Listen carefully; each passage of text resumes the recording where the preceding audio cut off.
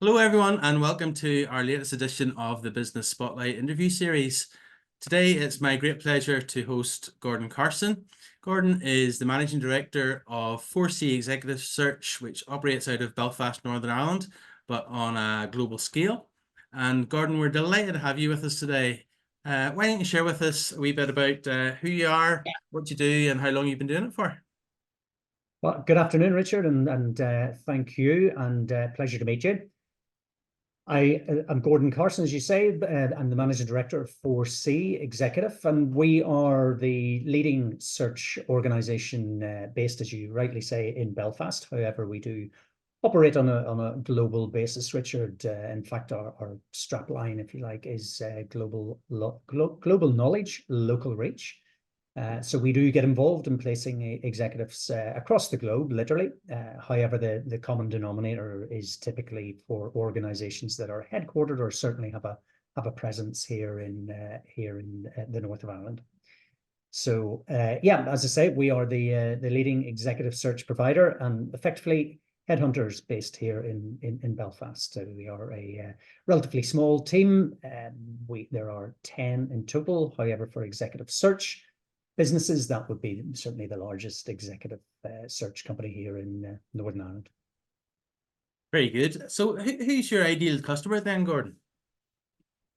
I guess, Richard, that is anybody who is looking to make a senior business critical role hire.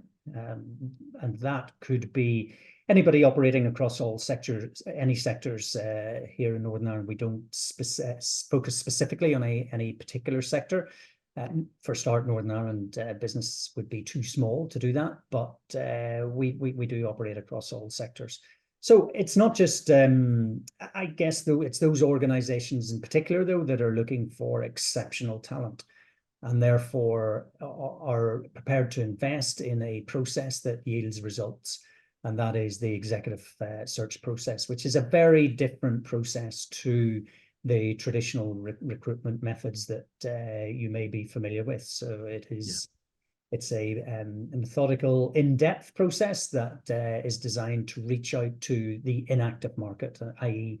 those candidates who are not necessarily looking for their next role. So 4C has been in operation since 2003 and has successfully filled over 600 of those senior executives. So again, it's clients that are looking for a partner that they can trust and somebody that they can entrust that responsibility, if you like, to go to the market and act as their partner and represent them in the way that they would expect to be represented in the marketplace.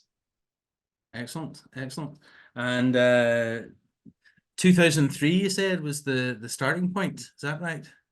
That's correct, yes. So we've been in business. This is the 10th year of business. We're delighted, and I think over that period, 4C has been very successful in terms of developing a reputation for not only some of the very prestigious and some of the best roles in Northern Ireland, but also has a reputation for delivering exceptional talent.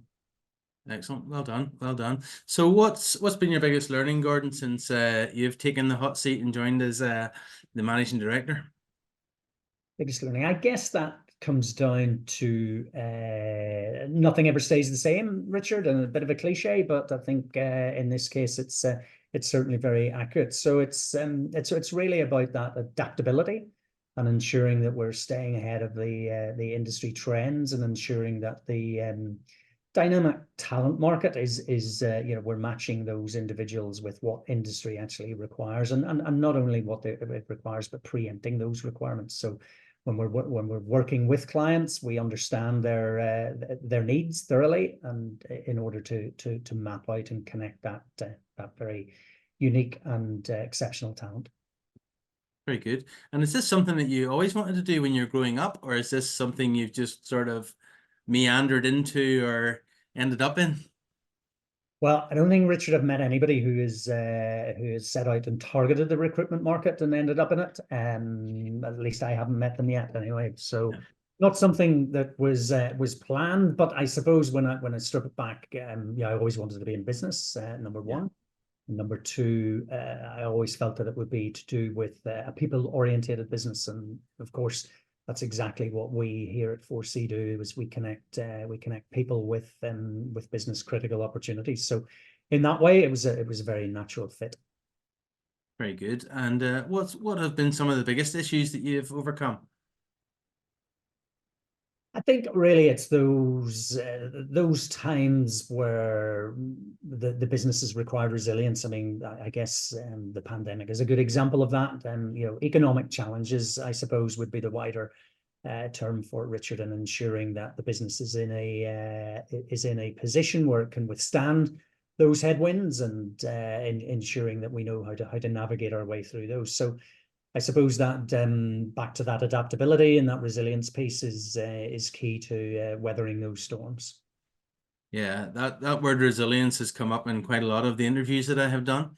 And certainly, if you look at the last 5 years, it's been a real roller coaster, a real season of storms for all sorts of businesses right across the globe.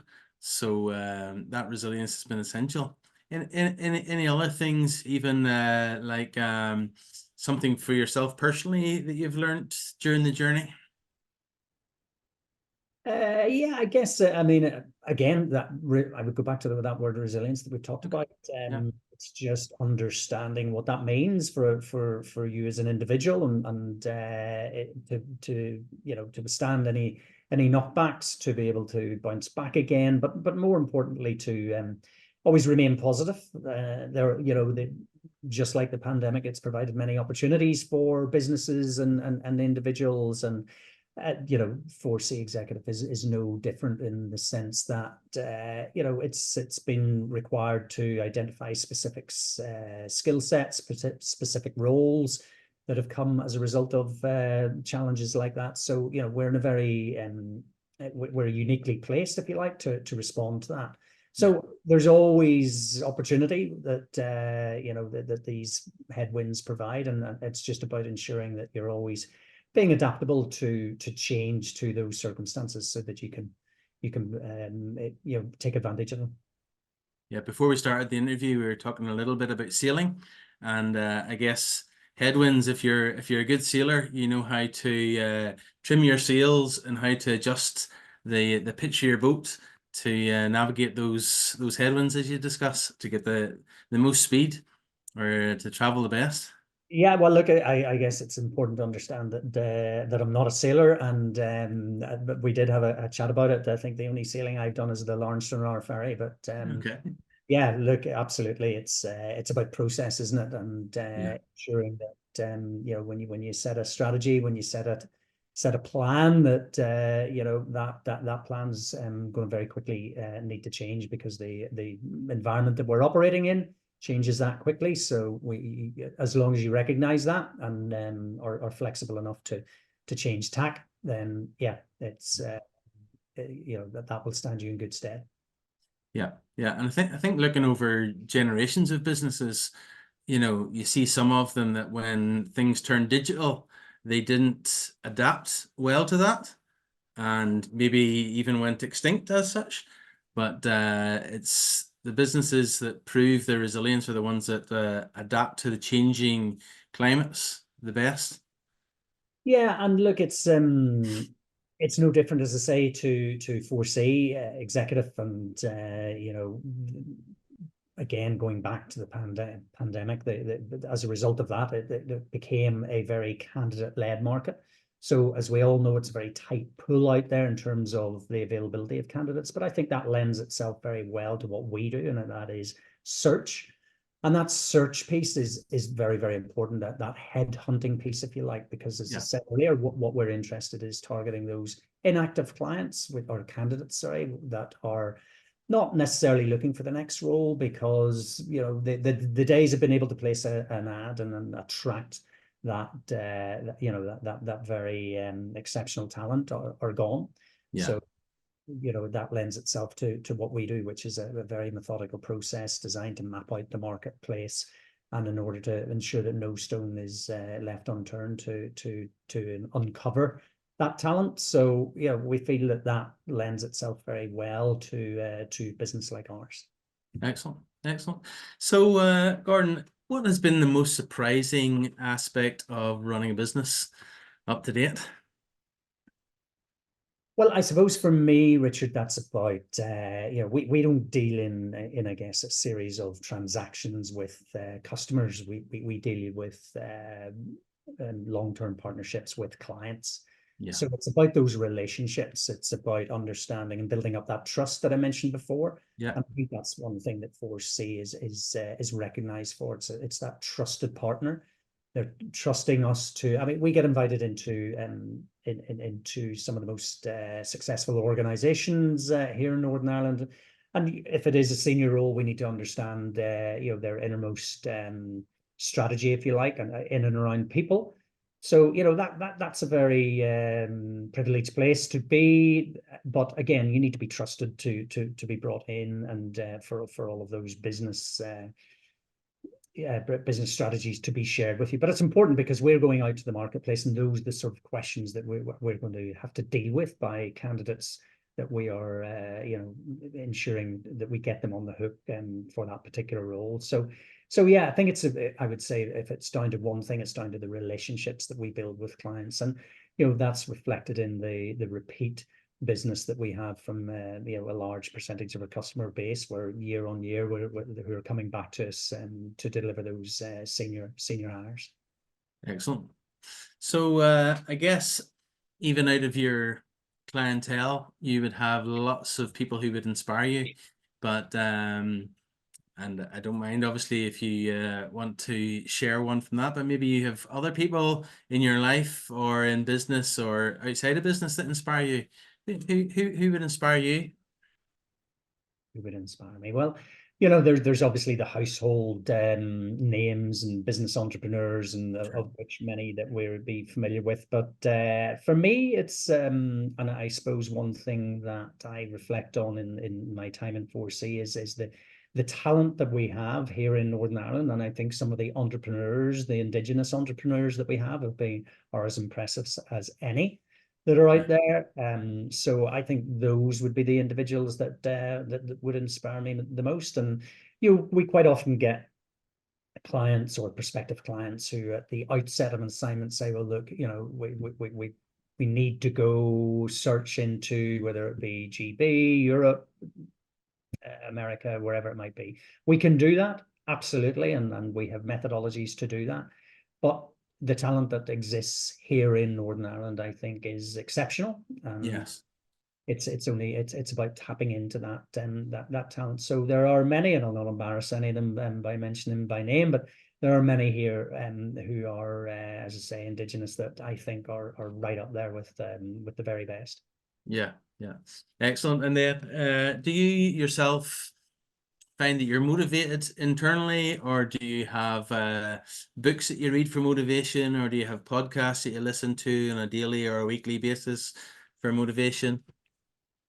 Yeah, I guess if my kids were listening to this, they'd laugh if I said reading books, because they'll buy me a book and it might be sitting there for a year before it's read. But I do listen to podcasts, and I think it's important to tap into those to get your inspiration from both internal and external. In terms of podcasts, maybe somebody like Diary of a CEO, Stephen Bartlett.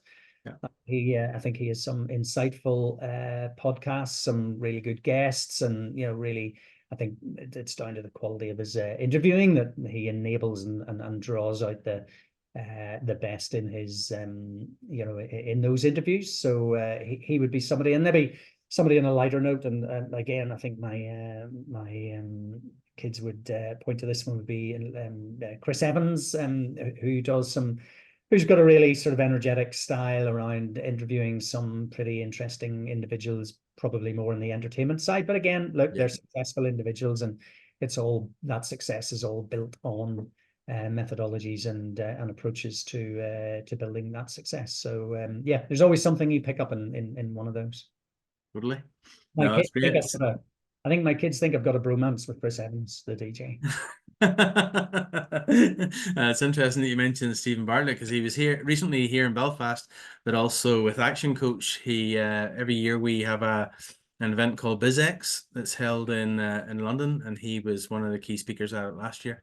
So Okay. yeah, Do you meet him? he has a lot to share. Did you So meet him, Richard? I haven't, no, not yet, Yeah. but No. someday. So what do you think the future looks like, both for yourself, for 4C Executive, and what do you see as the main challenges going forward? Well, look, I think there's some really exciting opportunities, Richard. There's no question about it. And I've mentioned earlier that ever-changing landscape that we have in in Northern Ireland in terms of the business environment. And I think, you know, for us, it's about really understanding how that's changing, and more importantly, what the talent, what that need for the dynamic talent pool looks like. Yeah, So preempting that and ensuring that we are able to adapt, if you like, and stay ahead of the game in terms of providing that talent. But you know, we don't operate just on the basis of a black book, if you like, and we've got you know, as you might expect with an organization like ours that's been operating for 10 years, we would have you know, a lot of business contacts and networks, but we don't rely on that, because each assignment when we go to the market is unique for us, and we map out the market to understand that market in the first instance, as well as understand our clients. So our process enables us to get really, you know, really in depth with each of those clients before we can go to the market and represent them. So I suppose, in answer to your question, though, it's really about understanding that changing landscape and ensuring that we're you know, we're staying ahead of it. very good, good. And yeah, again, like most of our conversation has mentioned about this change and having that adaptability, being able to move with the times as such. So in light of that, what would be your advice for a younger person who, well, they maybe don't have to be younger. I'm thinking of Colonel Saunders. He wasn't that young when he started Kentucky Fried Chicken. If somebody was thinking of going into business, what advice would you have to them? I think the key advice for me would be surround yourself with a strong team. You know, ensure that you've got that those skill sets around you to and to complement your own. So, you know, those individuals that build successful teams understand that, and you know, that's the insight that we get into many organizations, many leaders, and many entrepreneurs, and maybe many CEOs, founders of organizations, is not only do they understand what they do really well, but they understand where they are not so good, and therefore they Yeah, surround themselves with people who are better than them. So it's about being wise enough, I guess, to understand that and accept that maybe you're just not you know, the best at everything.